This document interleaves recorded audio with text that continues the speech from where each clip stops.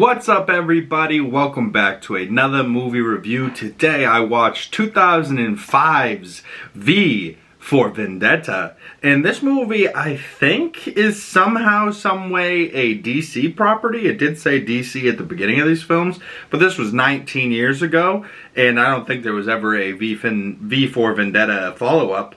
But I believe there is comics that this is based off of. But initially, I was like, oh, this is a DC. I was kind of thrown off by that.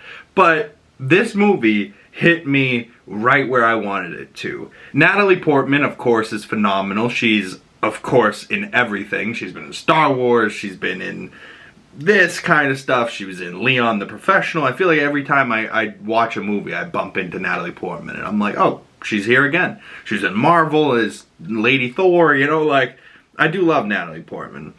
But V, played as Hugo Weaving, is freaking awesome. And as soon as I finished this movie, I was like, oh my god, I think I need to rewatch this again, because there was some parts I think I missed.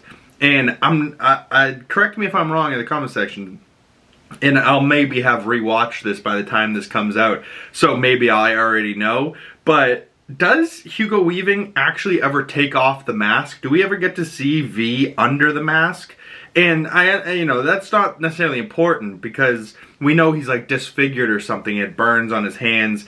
But the actual character underneath the costume, sure, is him, but it doesn't really matter because anyone that's seen the Batman or like the Riddler, they know that the mask is really the real person, right? Like, this is his Batman costume, and Bruce Wayne would be the cover-up, you know what I mean? Like, so this guy is his real face, and he's honestly hilarious, but also like devious and terrifying because he's got the action down. He can wield the knives, but his dialogue, right? Like, I was obsessed with just how this character talked, and he had like alliteration, and he used like 8,000 V words to describe his name. Like, and then the opening of this movie is phenomenal, right? Like the remember the 5th of November, and then do you hear the music and the bells?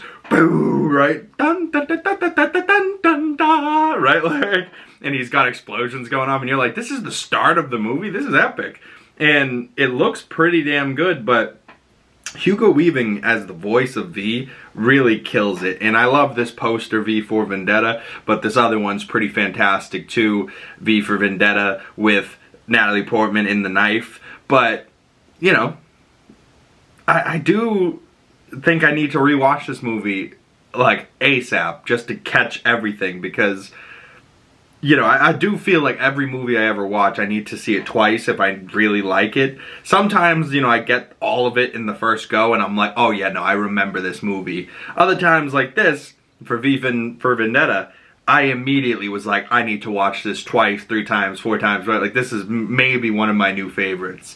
But mostly because of Hugo Weaving. So, overall, I gave this movie 4 out of 5 stars, about an 8 out of 10. If I had to give it a true 10 score, it's probably about an 8.5. Like, I really enjoyed it. Do I think it's that great a movie? I don't know, but I'll tell you what, I enjoyed it like it was a phenomenal movie. So, maybe you guys have to go check it out for yourself.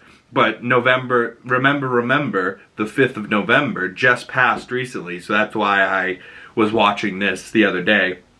But yeah, solid movie, and I'm going to check this one out again, like, real soon. But stay tuned for my next movie review. Another good one just came out on Amazon Prime called My Old Ass. And that movie is hilarious. But stay tuned for that movie review. Go check out V for Vendetta.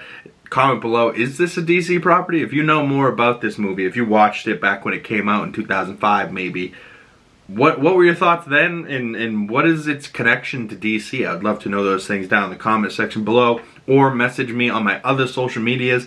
Links down in the description below. Letterboxd, you can follow me to follow my other movie reviews and all of the movie reviews I've done this year. If you're a big movie person, the Letterboxd app, it's Letterboxd with the D at the end, Letterboxd.